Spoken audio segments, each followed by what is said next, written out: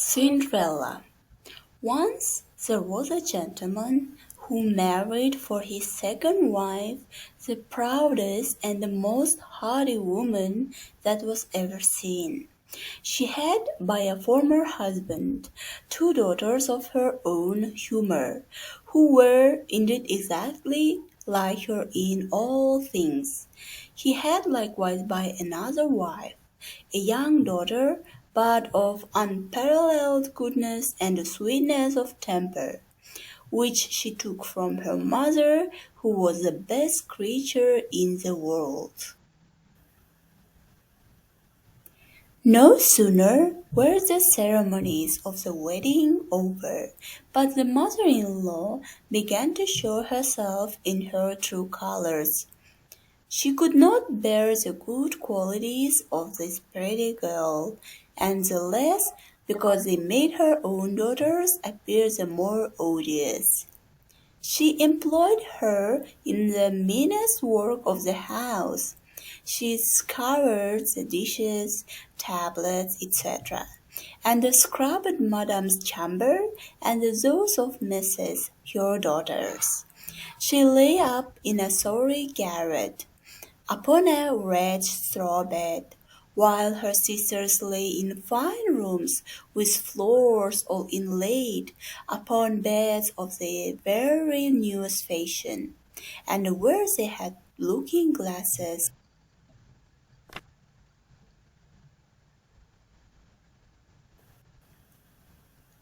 For my part, said the eldest, I will wear my red velvet suit with French trimming.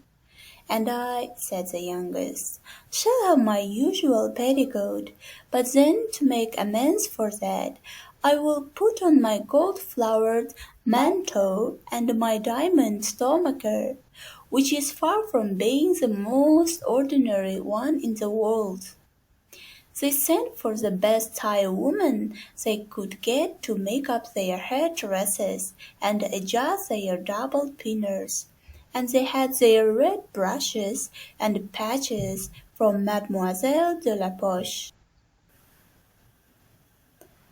Sindrella was likewise called up to them to be consulted in all these matters, for she had excellent notions, and advised them always for the best, nay, and offered her services to dress their heads, which they were very willing she should do. As she was doing this, they said to her, Sindrella, would you not be glad to go to the ball? Alas, said she, you only jeer me. It is not for such as I am to go thither. Thou art in the right of it, replied they. It would make the people laugh to see a Cinderella range at a ball.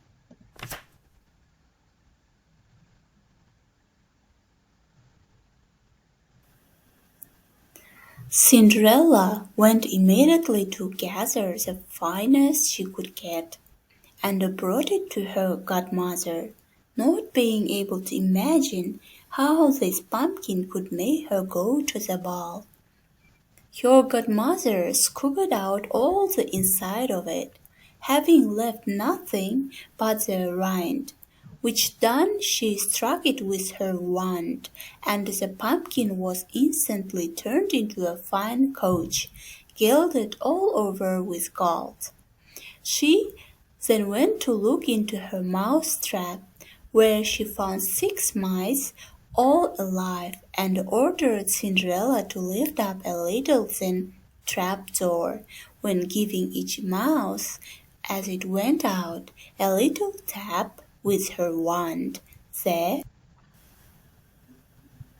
mouse was that moment turned into a fine horse, which altogether made a very fine set of 6 horses of a beautiful mouse-colored dapple grey. Being at a loss for a coachman, I will go and see, says Cindrella. If there is never a rat in that rat trap, we may make a coachman of him. Thou art in the right, replied her godmother. Go and look. Cinderella brought the trap to her, and in it there were 3 huge rats. The fairy made choice of one of the 3 which had the largest beard, and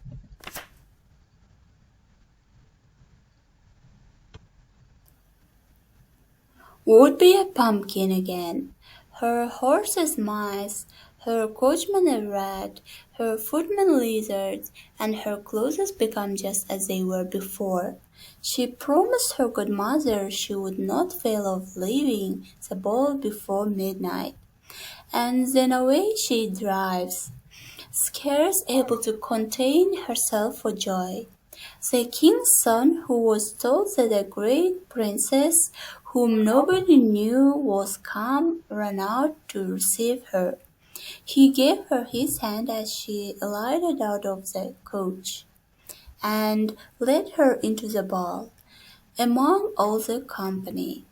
There was immediately a profound silence. They left off dancing, and the violins ceased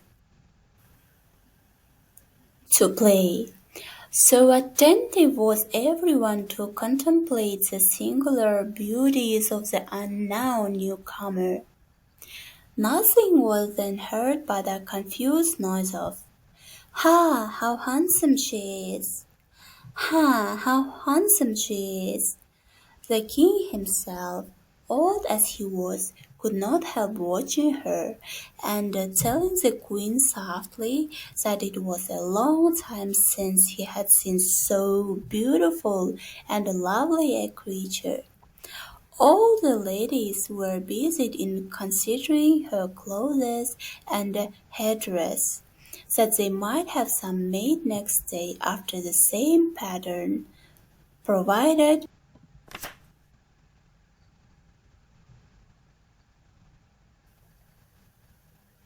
"How long you have stayed!" cried she, gaping, rubbing her eyes and stretching herself as if she had been just waked out of her sleep. She had not, however, any manner of inclination to sleep since they went from home. "If thou hadst been at the ball," said one of her sisters, "thou wouldst not have been tired with it. There came thither the finest princess, the most beautiful ever was seen with mortal eyes. She showed us 1,000 civilities, and gave us oranges and citrons." Sindrella seemed very indifferent in the matter.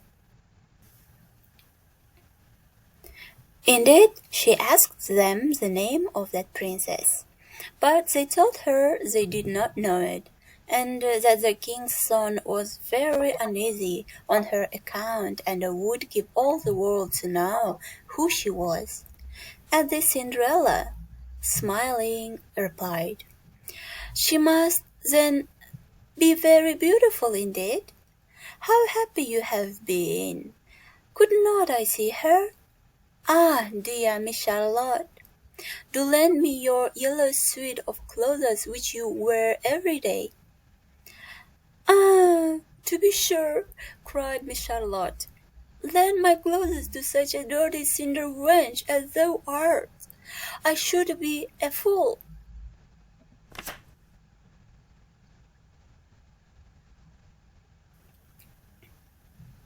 When the 2 sisters returned from the ball, Cinderella asked them if they had been well diverted, and if the fine lady had been there.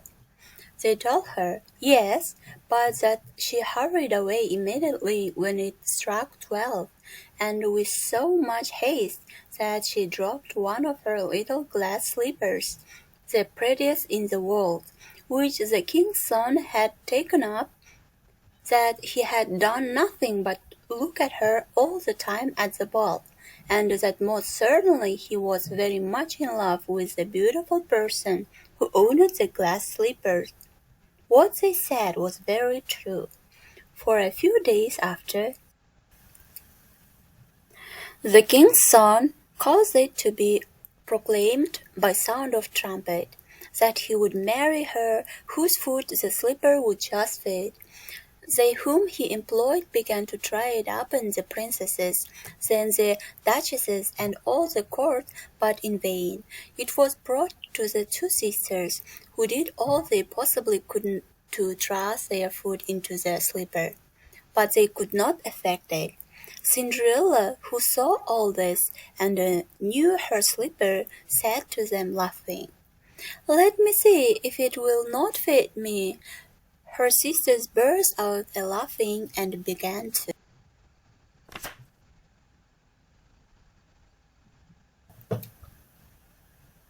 She was. He thought her more charming than ever, and a few days after married her. Cindrella, who was no less good than beautiful, gave her two sisters lodgings in the palace.